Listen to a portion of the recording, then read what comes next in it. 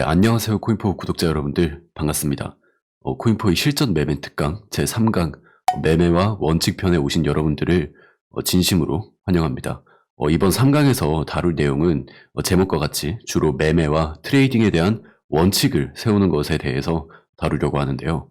이번에도 서론이 약간 있으니까 바쁘신 분들은 지금 부분부터 약 1분에서 2분 정도 넘겨주시면 될 것 같습니다. 원래 코인포의 실전 매매 특강 컨텐츠를 최대 5강 정도까지로 생각을 하고 있었는데요. 아무래도 이전 영상들과 겹치거나 중복되는 내용들도 꽤 많기도 하고 중원부원 그냥 했던 말을 이렇게 반복적으로 되풀이하면서 의미 없는 영상을 추가적으로 만들기보다는 보다 짧고 굵게 함축적이게 만들어가지고 여러분들이 반복적으로 실전 매매 특강 제1, 2, 3강을 시청할 수 있도록 만드는 것을 목표로 했습니다. 그리고 이번 3강 이후에도 제가 더 여러분들에게 추가적으로 더 팁을 드릴 수 있는 부분이 생긴다면 4강 혹은 다른 컨텐츠로 또 돌아올 수도 있기 때문에 아쉬워하실 필요는 없으실 것 같고요. 특강 컨텐츠 중에서는 마지막이 될 수도 있는 제3강에서 매매와 트레이딩 원칙에 대해서 다루는 이유는 제가 지금까지 정말 중요하다고 강조는 했으나 이것을 어떻게 구체적으로 매매 원칙을 세워야 하는지에 대한 방법론을 제가 세밀하게 다루지 않은 것도 있고 현물 투자자와 선물 투자자 모두를 아우르면서 동시에 지금까지 업로드한 영상들과 중첩되지 않는 정말 구독자 여러분들이나 아니면 코인 거래를 하시고 계시는 투자자 여러분들한테 필요한 것이 바로 매매의 원칙이라고 생각을 했기 때문입니다. 우선은 본격적으로 투자 원칙을 세우기 위한 방법론에 대해 다루기에 앞서서 매매 원칙이 무엇인지에 대해서 먼저 짚고 넘어가도록 하겠습니다. 매매 원칙이란 내가 어떠한 근거를 가지고 매매를 실행하기 전에 앞서서 해당 매매를 실행하는 데에 필요한 조건이자 안전장치의 개념이다 라고 생각하시면 쉽습니다. 이해를 돕기 위해서 제 거래에 대한 원칙 일부를 짚고 넘어가 보도록 하겠습니다. 주로 선물 거래를 위주로 짜여있긴 하지만 충분히 현물 거래에도 적용이 가능한 부분들입니다. 저 같은 경우에는 이제 가장 중요한 원칙을 0번째 원칙으로 설정을 하고 매번 매매를 실행하기 전에 한 번씩 좀 읽고 리마인드를 하기 위한 원칙으로 설정을 해놓았는데요. 저는 총 3개의 0번째 원칙을 가지고 있습니다. 첫 번째 0은 모든 매매의 수익과 반대되는 상황을 생각하고 SL, 스탑로스를 잡지 않으면 매매를 하지 않는다. 두 번째 0, 매매 중에 1분봉 차트를 보지 않는다. 세 번째 0, 모바일로는 매매하지 않는다. 같은 맥락에서 준비되지 않은 상황, 게임 중이거나 외출 중이거나 이럴 때 매매하지 않는다. 네, 이렇게 총 3가지의 0번째 원칙들이 있는데요. 제 경험상 매우 중요하다고 생각하고 있는 것들이고 안전장치로서의 역할을 하고 있다는 것을 여러분들도 바로 알 수가 있으셨을 겁니다. 네, 제 3가지 0번째 원칙들 중에서 첫 번째 원칙을 보면 모든 매매에 수익과 반대되는 상황을 생각하고 라는 부분이 있는데요. 이 부분만 빼면은 원칙에 추상적인 부분이 없다라는 것을 여러분들이 아실 수가 있습니다. 직관적이고 실질적인 조건에 대해서 명시를 하고 있는 원칙들이라는 것을 알 수가 있죠. 예를 들면은 두 번째 원칙, 매매 중에 1분봉 차트를 보지 않는다. 정확히 어떤 차트를 보지 않을 것인지에 대해서 이야기를 하고 있죠. 매매 원칙이란 이런 식으로 구체적인 조건을 걸어서 정해놓는 것이 원칙을 지키기가 훨씬 수월해지기 때문에 여러분들도 매매 원칙을 세우실 때에는 이런 식으로 구체적인 조건을 걸어서 세우시기를 강하게 권장을 드립니다. 추상적인 원칙은 사실 원칙으로서 지켜지기가 매우 어렵죠. 저런 식으로 이제 조건을 구체적으로 명시를 해놓아도 지키기 어려울 때가 있거든요. 근데 이제 추상적인 원칙이라면 당연히 시간이 갈수록 무뎌지고 지켜지지 않을 가능성이 매우 높다고 보는 게 맞습니다. 네, 그럼 이번에는 추상적인 원칙에 대한 예시를 한번 보여드리도록 하겠습니다. 1. 급등할 때 추격 매수하지 않기. 좋지 않은 원칙이 될 수 있는 예시입니다. 이유는 정확히 내 기준에서 급등이라는 것이 과연 얼마나 오르는 것인지 헷갈리겠죠? 막상 또 급등하는 종목을 포착하게 된다면은 상황이 닥치면 추격 매수를 하게 될 수 있습니다. 하나의 예시를 더 들어보도록 하겠습니다. 패닉셀, 퍼드에 손절하지 않기. 폼과 퍼드라는 단어 자체가 사람의 이성적인 상황 판단을 흐리게 만든다 라는 의미를 내포하고 있는데요. 그러한 상황에서 자신이 이성을 지킬 수 있을 것이라는 교만함을 가지기보다는 어느 정도 올랐을 때 내가 추격 매수를 하면 안 되는 것인지, 얼마만의 기간 동안 얼마나 떨어지면 급락인 것인지, 예를 들면 업비트를 기준으로 당일 해당 종목의 하락률이 마이너스 20%가 나온다면 패닉셀이라고 판단을 한다던가 하는 기준이 필요합니다. 추상적인 원칙의 1과 2를 제가 만약 현물 매매를 할 때라는 기준을 가지고 좀 더 정확한 조건으로 걸어서 바꿔보도록 하겠습니다. 1은 급등할 때 추격 매수하지 않기였죠. 한번 수정해 보도록 하겠습니다. 1.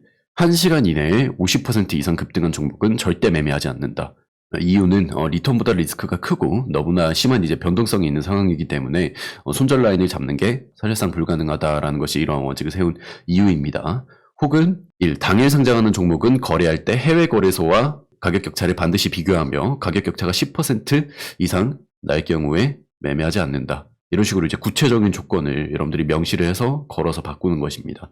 2도 한번 바꿔보도록 하겠습니다. 원래는 이제 2가 퍼드, 패닉셀에 그냥 뭐 손절하지 않기라는 원칙이었는데 이렇게 한번 수정을 해봤습니다.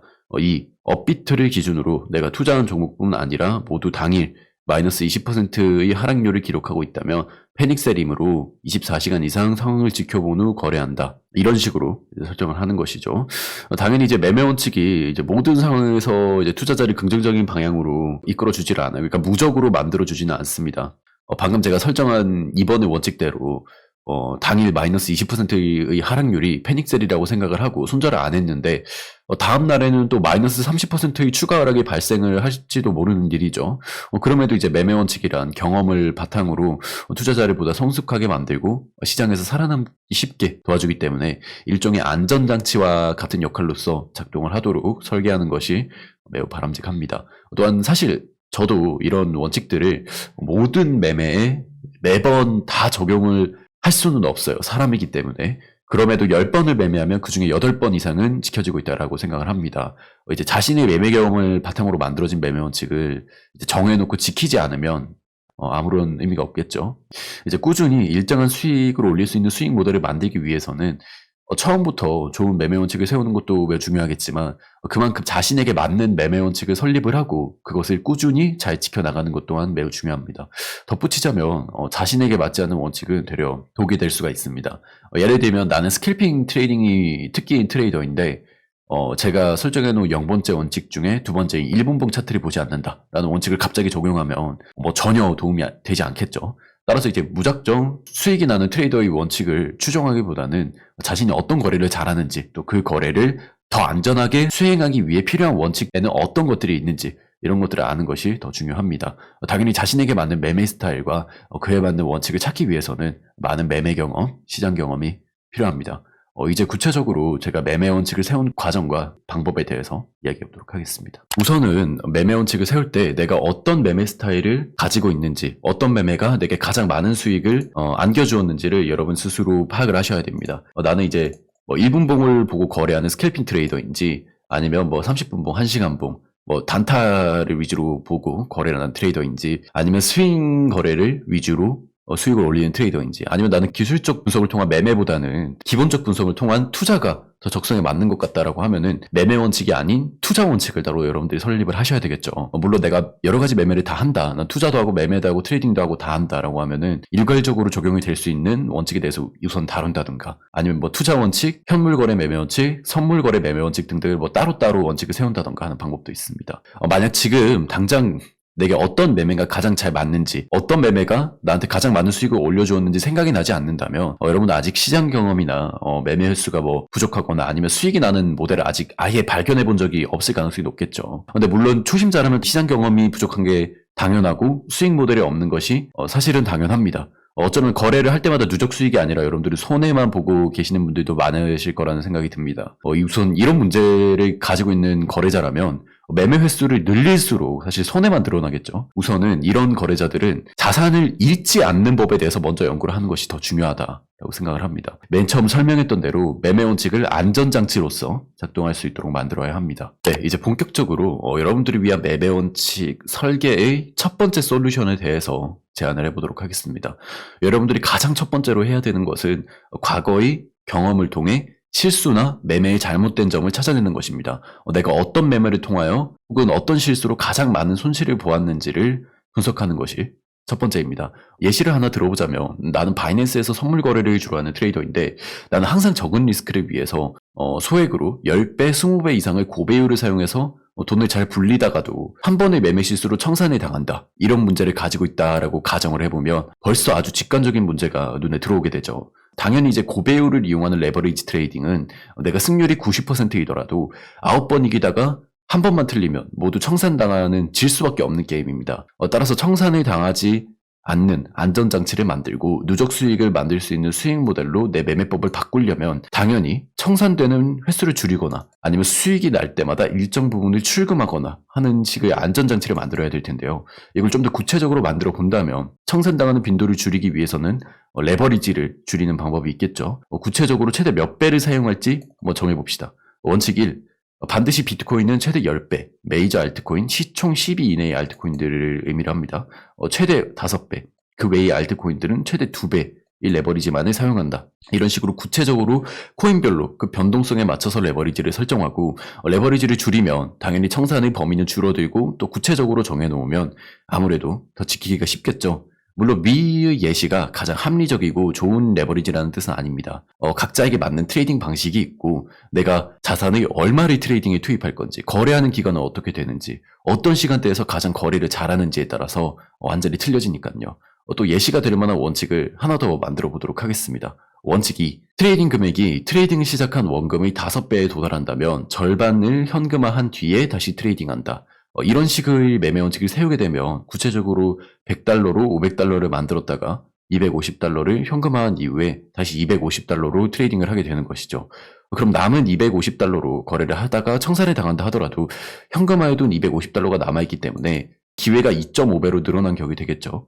당연히 출금한 수익을 제외한 나머지 트레이딩 금액인 $250가 청산을 당하지 않고 계속 불어날 수도 있는 거기 때문에 향후의 계획을 잘 세워서 수익이 얼마나 났을 때 내가 또 출금을 할 것인지, 2차, 3차 내가 어떻게 출금하고 더 많은 기회를 얻을 것인지, 누적 수익을 끌어올릴 것인지 구상을 하는 것이 중요하겠습니다. 이제 두 번째 솔루션에 대해서 이야기를 해보겠습니다. 제가 여러분들한테 두 번째로 제안을 드릴 솔루션은 나의 재무 상태에 대한 분석과 어느 정도를 매매에 사용해야 되는지, 어느 정도의 리스크를 짊어질지에 대해서 분석하는 것입니다.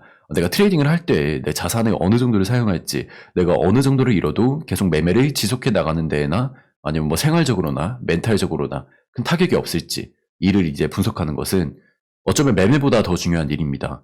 간혹 이제 메일이나 제 개인적인 연락처를 알아내셔서 연락하시는 분들이 간혹 계신데 대부분의 초심자분들이 동일하거나 아니면 굉장히 비슷한 실패를 겪고 제게 연락을 주시는 경우가 매우 많습니다.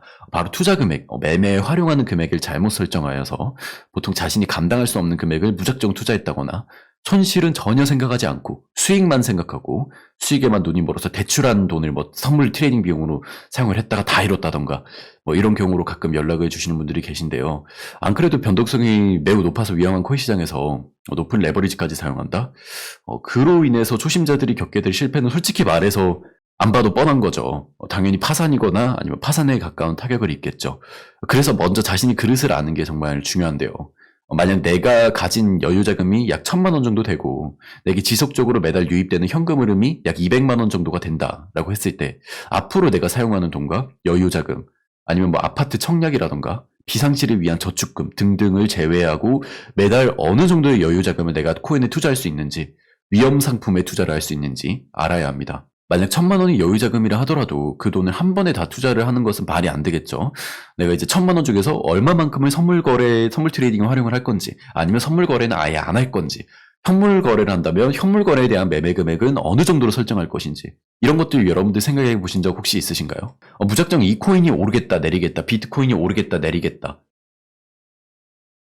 이런 것보다 훨씬 중요한 것이 이 자금에 대한 계획입니다. 1,000만 원에 대한 여유 자금이 있다고 한다면 100만 원 정도를 우선 투자를 해본다던가 내가 저 레버리지로 적당한 금액을 사용해서 약간 긴 거래, 짧으면 몇 시간에서 길면 며칠 정도를 끌고 가는 단타 거래가 적성에 맞는지 아니면 10만 원 정도 정말 작은 금액을 활용해서 고 레버리지로 짧은 거래를 하는 것이 적성에 맞는지 내가 1,000만 원 중에서 만약 500만 원이 사라진다면 어떤 기분일지 500만 원을 잃게 된 두려움으로 인해서 투자를 아예 포기해버린다던가 500만 원이라는 돈이 사라졌을 때 너무 고통스러운 나머지 이성을 잃고 나머지 돈을 다 무분별하게 투자하다가 스스로 무너지지는 않을지 이런 것들에 대해서 여러분들이 한번 진지하게 고민을 해보시고 상황에 최대한 감정이입을 해보면서 내가 감당할 수 있는 한계의 손실과 수익이 아닌 손실이 되었을 때의 상황을 최대한 구체적으로 생각해 볼 수 있는 능력이 매우 필요합니다.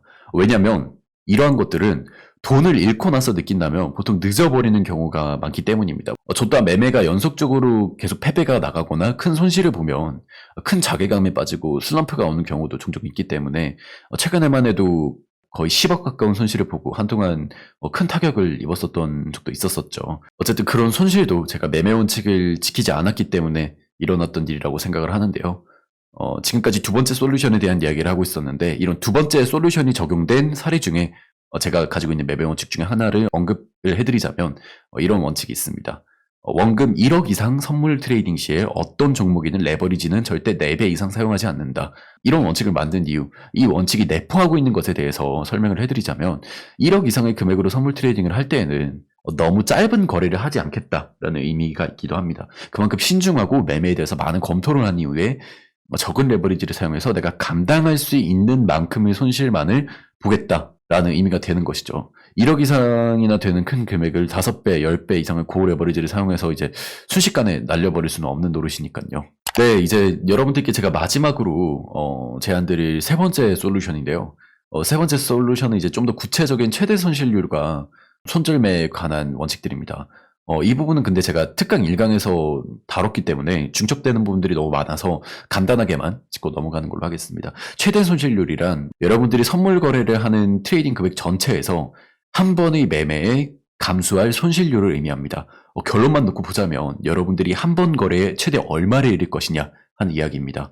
만약 내가 2천만 원의 여유 자금으로 거래를 하는 트레이더인데 선물 거래에 약 그 20%인 400만 원 정도를 투입하고 싶다고 가정을 해봅시다.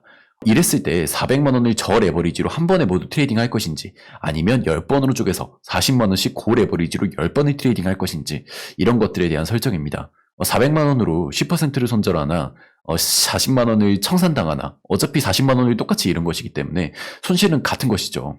이 세 번째 솔루션을 기준으로 원칙을 세운다면 이런 원칙을 세울 수 있습니다.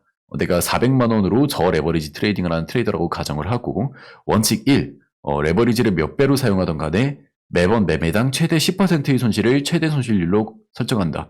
참고로 여기서 10%란 1강에서도 다뤘듯이 권장될 만한 최대 손실률이죠. 반대로 선물 트레이딩 비용은 400만 원이지만 40만 원으로 고레버리지 트레이딩을 하는 트레이더라고 가정을 해봅시다. 그랬을 때 원칙 1, 최대 손실률을 청산으로 잡되 절대로 매번 매매에 40만 원 이상의 금액을 선물 거래에 투입하지 않는다. 청산을 당한다 하더라도 이런 식으로 이제 설정을 할 수 있겠죠. 그러니까 물타기 하지 않고 청산당했으면 다시 40만 원 넣어서 거래를 하겠다라는 이야기입니다. 세 번째 솔루션까지 이제 끝이 났는데요. 마지막으로 제가 가지고 있는 매매 원칙들에서 몇 개를 좀 더 공개를 하고, 앞으로 건강한 매매 원칙을 세우고 되뇌이실 투자자 여러분들을 위해서, 구독자 여러분들을 위해서 약간의 팁을 제안을 드리면서 영상을 끝마쳐 보도록 하겠습니다. 지금부터 말씀드리는 원칙들은 제 매매 원칙들 중에 일부인데요. 그대로 가져다가 사용을 하시는 것은 권장드리지 않고요. 본인의 매매 스타일에 맞게 참고만 해주시면 좋을 것 같습니다. 1. 선물 거래 시에 손절은 잡았던 자리보다 늘리지 않는다. 물타기 혹은 불타기 하지 않는다. 2. 1대1 자리에 도달할 시에 최대 33% 이상의 포지션을 익절하고 최소 33% 이상은 본절가 설정을 실행한다. 3. 포지션이 손절로 마무리되었을 경우에 동일한 종목을 재차 포지션을 잡을 경우 최소 15분봉 캔들 30개 정도를 지켜본 이후에 결정한다. 4. 연패하더라도 끝까지 매매 원칙들에 대해서 고수한다. 이까지가 제 매매 원칙들에 대한 일부이고, 사실 매매 원칙을 세우는 것도 굉장히 중요하지만 이런 어떤 경험적인 부분들에서 온 원칙이나 실패한 경험에 대해서 매일 되새기고 매매 전 원칙들을 읽으면서 리마인드하는 게 굉장히 중요한데요. 매매 원칙이나 크게 실패한 경험들은 아예 여러분들의 컴퓨터 모니터나 핸드폰 액정에 적어서 새겨놓으면 매우 좋습니다. 보통 매매를 하기 위해서 가장 눈으로 많이 보는 곳이 스마트폰 액정 화면이나 모니터의 화면이니까요. 저 또한 매매 원칙을 세우고 초창기에 실제로 꽤나 효과를 봤던 방법들 중에 하나이기 때문에 권장을 드리고요. 매매 원칙이 사실 좋은 안전장치라고는 하지만 너무 많다고 사실 좋은 건 또 아니에요. 어쨌든 거래에 대한 제약사항을 거는 것이기 때문에 자칫 거래의 범위가, 가능한 거래의 범위가 굉장히 좁아지고 수동적으로 이제 이어질 수도 있기 때문에 많은 매매 원칙을 가지고 있는 게 좋지는 않습니다. 이번 영상은 좀 더 짧고 굵게 전달을 하고 싶었는데 이게 마지막 특강 영상이라고 생각을 하니까 최대한 여러분들한테 이제 도움이 될 만한 것들이 다 집어넣고 팁들도 집어넣고 제가 겪었던 실패를 여러분들은 겪지 않았으면 하는 생각에서 영상을 좀 만들다 보니까 영상이 좀 많이 길어지게 된 것 같습니다. 저희 구독자 여러분들을 항상 생각을 하면서 또 정성을 들여서 만든 영상이니까요. 여러분들한테 조금이라도 뭐 유익하고 도움이 되었다면 뭐 특강 영상 컨텐츠가 조회수가 많이 나오진 않았지만 만족하고요. 여러분들께 진심으로 감사드리면서 또 마지막 3강이 많이 늦어져가지고 죄송하다는 말씀을 올립니다. 다음에는 더 좋은 컨텐츠로 돌아올 수 있는 코인포가 되도록 할 수 있도록 하겠습니다. 네, 지금까지 코인포였고요. 시청해주셔서 감사드립니다.